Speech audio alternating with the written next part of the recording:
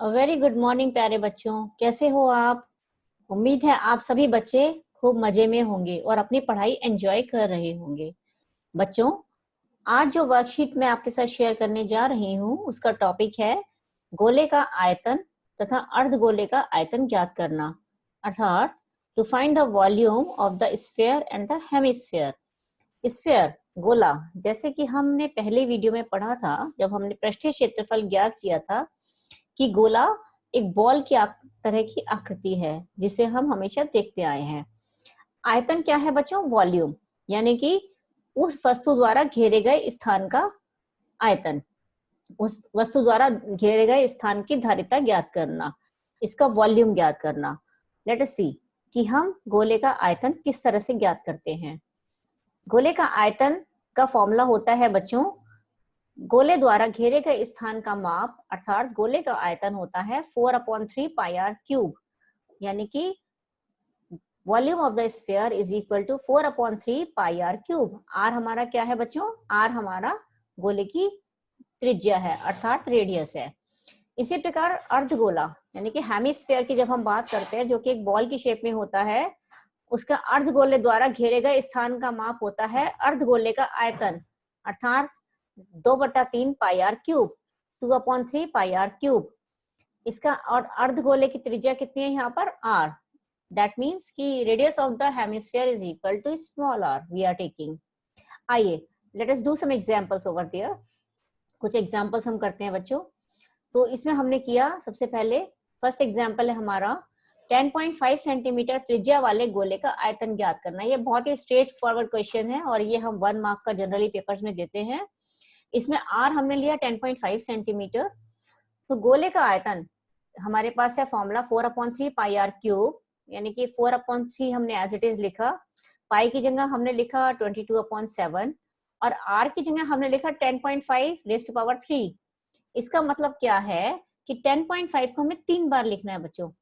4/3 multiply by 22/7 multiply by 10.5 multiply by 10.5 multiply by 10.5 और फिर हमारा आंसर आया 4851 घन सेंटीमीटर। यहाँ पर हम आयतन निकाल रहे हैं तो क्यूबिक सेंटीमीटर में आएगा, क्षेत्रफल जब निकालते हैं तो स्क्वायर सेंटीमीटर में आता है। ये डिफरेंस आप हमेशा याद रखना, अदरवाइज छोटी छोटी चीजों में हमारे मार्क्स कट जाते हैं। आइए एक और एग्जाम्पल हम करते हैं। व्यास 10.5 सेंटीमीटर वाले एक अर्धगोलाकार कटोरे में कितने लीटर दूध आ सकता है? बहुत आसान क्वेश्चन है लेकिन थोड़ा सा सोचने पर विवश करता है। सबसे पहले आपको याद होगा, मैंने हमेशा अपने वीडियो में बताया है बच्चों कि यदि हमें व्यास दे रखा है तो सबसे पहले हमें त्रिज्या निकालनी है। अर्थात इस क्वेश्चन में हम ये निकालने वाले हैं कि हमारी त्रिज्या कितनी होगी। आप जानते हो व्यास अगर हमारे पास 10.5 सेंटीमीटर है तो रेडियस होगा 10.5/2। ठीक है, 10.5 डिवाइडेड बाय 2। कुछ भी व्यास दे रखा है आपको, उसे 2 से डिवाइड कर दीजिए, आपकी त्रिज्या आ जाएगी। यदि आपने क्वेश्चन में कुछ भी नहीं किया, सिर्फ ये भी लिख दिया, तो आपको हाफ मार्क्स मिल जाएगा। एक अर्धगोलाकार कटोरे में कितने लीटर दूध आ सकता है? पहले हम इसका वॉल्यूम क्यूबिक सेंटीमीटर में निकालेंगे, फिर हम उसे लीटर में कन्वर्ट करेंगे बच्चों। हमने लिखा व्यास बराबर 10.5 सेंटीमीटर, यानी कि त्रिज्या r बराबर 10.5/2, जो कि हमारे पास आ गया 5.25 सेंटीमीटर। हम चाहे तो इसे डिवाइड ना भी करें तो कोई फर्क नहीं पड़ता, वो बाद में जाके कैंसिल हो जाएगा और डिवाइड हो जाएगा।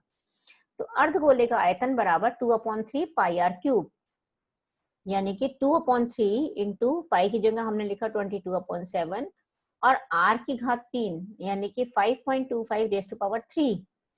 यहाँ आपको अभी मैंने थोड़ी देर पहले बताया था, रेज़ टू पावर 3 का मतलब ये होता है कि 5.25 को हम 3 बार मल्टीप्लाई करके लिख रहे हैं। 5.25 इंटू 5.25 इंटू 5.25। बच्चों आप अपनी कॉपी और पेन लेकर बैठिए और उसमें इस कैलकुलेशन को करके देखिएगा। और हाँ, कैलकुलेटर का यूज नहीं करिए क्योंकि एग्जाम्स में कैलकुलेटर अलाउड नहीं होता, तो आप अपने आप को इतना प्रैक्टिस करिए कि आप उसको बिना कैलकुलेटर के सॉल्व कर सके। जब आप इसे सॉल्व करेंगे तो आपके पास आंसर आएगा 303.1875 घन सेंटीमीटर। दशमलव के 2 स्थान तक आप कैलकुलेट कर सकते हो। और 1 litre equal to 1000 cubic centimetre. 1 litre is equal to 1000 cubic centimetre. अर्थात इसको लीटर में कन्वर्ट करने के लिए हमने 1000 से डिवाइड कर दिया। ठीक है, क्यूबिक सेंटीमीटर था तो इसको हमने लीटर में जब डिवाइड किया तो 303.1875 डिवाइडेड बाय 1000 इक्वल टू कितना हो गया, लगभग 0.303 लीटर के लगभग हमने इसलिए लिखा क्योंकि एक अप्रोक्सीमेट वैल्यू है ये, this is not the exact value. इसके बाद आइए तीसरा क्वेश्चन एक और पढ़ते हैं। दवाई का एक कैप्सूल 3.5 mm व्यास का एक गोला है या गोली है। इस कैप्सूल को भरने के लिए कितनी दवाई की आवश्यकता होगी। एक कैप्सूल है इस तरह से, व्यास की स्फीयर की फॉर्म में है। ठीक है, थोड़ा गोलाकार है, चाहे उसे गोली कह लीजिए या गोला, जो भी है। उसका जो व्यास है वो है 3.5 mm। अर्थात त्रिज्या कितनी होगी बच्चों, रेडियस कितना होगा, 3.5 mm डिवाइडेड बाय 2। ये देखिए, यदि व्यास हमें दे रखा है 3.5 mm तो त्रिज्या बराबर r यानी कि 3.5/2 which is equal to 1.75 mm, 1.75 mm यानी मिलीमीटर। सेंटीमीटर से छोटा होता है मिलीमीटर, ये आप सभी बच्चे जानते हैं। दवाई का कैप्सूल का आयतन हमारे पास हुआ 4/3 पाई r की घात 3 यानी कि 4/3 गुणा 22/7 गुणा 1.75 पूरे की घात 3। अर्थात 1.75 को आपने 3 बार गुणा किया बच्चों।